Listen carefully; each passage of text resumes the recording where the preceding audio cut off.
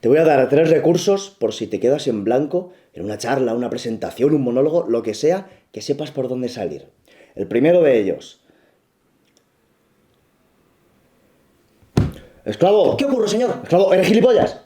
¿No te he dicho que si me quedaba en blanco me lo chivaras por el pinganillo? Lo siento muchísimo. No, no, lo siento mis huevos. Lo siento mis huevos. Perdone, señor, ¿quiere que me mande a azotar? Mándate a azotar. Que es lo que... Y hazme la cena. Caviar con oso panda, como siempre, señor. Eso es. Eso es el primero de ellos. Tener un esclavo que te vaya chivando todo por el pinganillo. Es una broma. Lo que pasa es que como soy actor me gusta hacer sainetes de vez en cuando. El primero es la que me gusta a mí denominar la táctica del Cid. Porque a mí me va la épica y porque yo lo utilicé en un contexto donde el Cid tenía mucho que ver. Te pongo en situación. Yo fui a ver una charla de don Arturo Pérez Reverte donde hablaba de Sidi, su novela. Y el tío estuvo 2 horas hablando de la vida del Cid, de las guerras, de su muerte y yo al día siguiente tenía la presentación de mi segunda novela. Y nada más empezar les dije, oye, tenéis que saber que si me quedo en blanco, por lo que sea, ayer estuve viendo una charla de Reverte que estuvo 2 horas hablando del Cid, entonces yo en algún momento, si no sé cómo continuar, os colaré un dato aleatorio del Cid. Que pensarás, hay que ser desgraciado para quedarte en blanco y no saber cómo continuar hablando de tu propia novela. Todo puede ser en esta vida. Y de hecho, así fue. En un momento dado, yo estaba esperando que viniera una chica a ver esa presentación. Y en un momento dado, cuando yo ya llevaba media hora hablando, veo que se abre el pomo de la puerta y que alguien entra. Y el ambiente, juro que se congeló. Yo dejé de contar lo que coño estuviera contando, me callé. Y ese silencio pasó como años de perro, porque de pronto cuando la gente es consciente de que no estás haciendo una pausa, sino que estás o esperando algo o que te has quedado en blanco, todo transcurre más despacio. Y me quedé mirando a la puerta, se abrió, y no era ella, era otra, que no tenía nada que ver, que estuve a punto de decirle, igual que has entrado te puedes ir. Pero me pareció feo, porque dije, coño, ya que ha venido a una charla mía, pues no la voy a echar.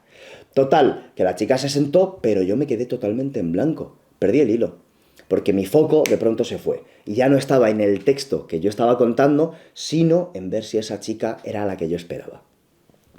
Me quedé totalmente en blanco y dije, lo que tenéis que saber de la novela, en el fondo, es que el Cid estuvo trabajando para un rey moro y eso no lo sabe mucha gente. Y la gente se rió un poco, destensé, y esto es importante.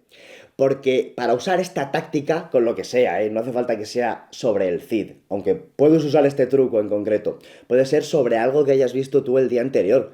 Ayer estuve viendo Infinity War y tú estás contando tu charla sobre el Bitcoin. Y dice, lo importante ahora del Bitcoin, si queréis invertir, es que al final Thanos consigue la gema del poder, pero previamente les tienes que haber dicho que si te quedas en blanco les colarás un dato de eso que has estado tú viendo ayer.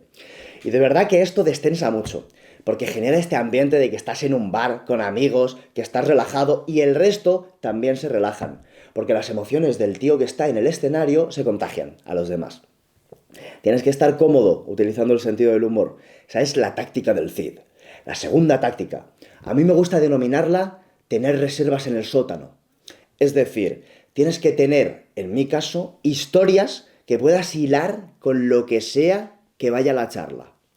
Por aterrizártelo. Por ejemplo, imagínate que estás dando una charla del poder de la comunicación, de por qué es eficaz saber comunicar al resto.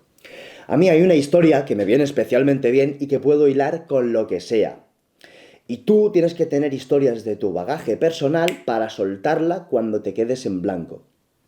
Por ejemplo, la historia que yo suelo utilizar es la de mi primer día de trabajo, porque creo que ahí empezó todo. Cuando todo el mundo se resigna en un trabajo que no es el que le apasiona, al final acaba adquiriendo una inercia. Y yo desde el primer día que entré en un trabajo que odié con toda mi alma, sentí que algo no iba bien en el mundo. Y creo que ahí se formó la semilla de la rebeldía, del querer prosperar y enseñar a otra gente a que prosperara, a que liberara su máximo potencial. Y fue porque en mi primer día de trabajo yo entré y le pregunté a una chica, oye, ¿y qué tal es esto? Y yo era un pajarillo, claro, era mi primer trabajo. Yo no tendría más de 35 años, nah, tenía 18 recién cumplidos. Y me metí en aquel sitio que era de vender tarjetas por teléfono y yo no tenía ni puta idea de tarjetas para pagarme las clases de interpretación. Además tenía que aguantar en ese sitio sí o sí, porque venía de otro que era de vender postales por teléfono y me había ido. porque no lo soportaba. Y ya estaba en la escuela de actuación. Total, que le pregunté a una chica cómo era todo aquello. Y ella me miró como con ojos de pescado muerto, la recuerdo, y me dijo, pues ¿qué quieres que te diga? Igual que todos los trabajos. Echas 8 horas y luego ya empiezas a vivir.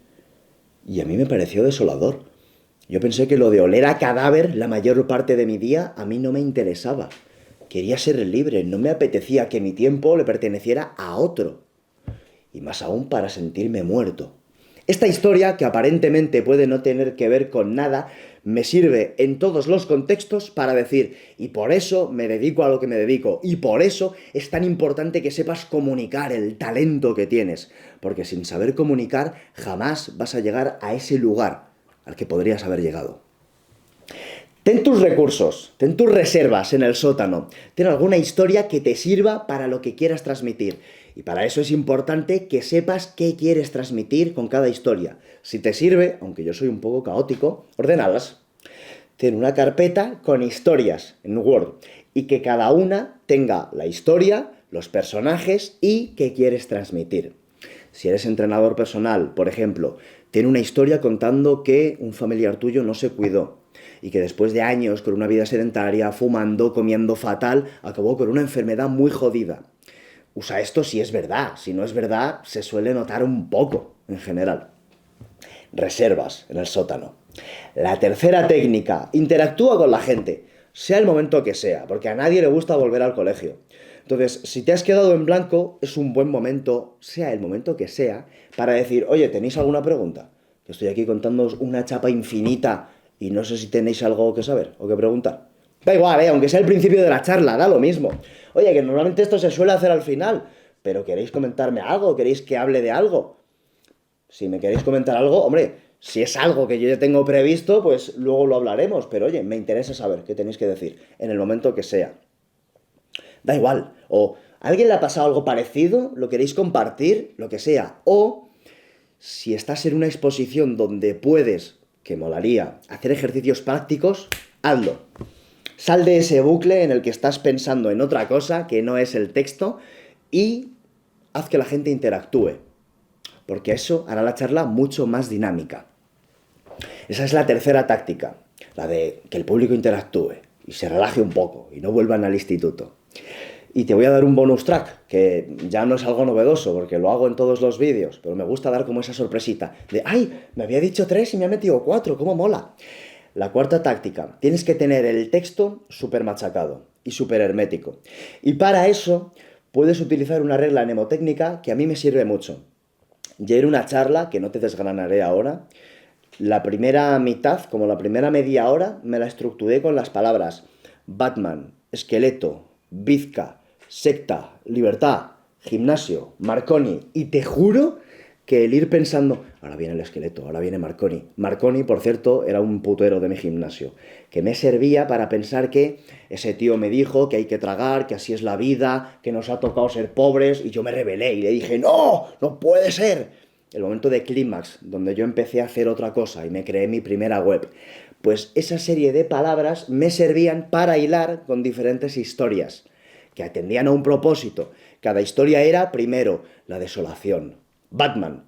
Yo siempre he creído en la justicia y me parecía injusto que alguien con talento no llegase donde merece por no saber comunicarlo. El esqueleto. Una historia donde entré en un trabajo y me sentía profundamente desolado. Y era como si me hubiera muerto y me hubiera quedado ahí como un esqueleto, con la barba larga. Cada palabra atendía a una historia, a algo que yo quería transmitir. Espero que te hayan servido. Si tienes tú alguna técnica que utilices cuando te quedas en blanco, si quieres pónmela en comentarios para que le sirva a más gente. Y te doy un consejo cada día para transmitir con emociones y con historias en mi lista de correo, en potencioturrugido.com, si te suscribes.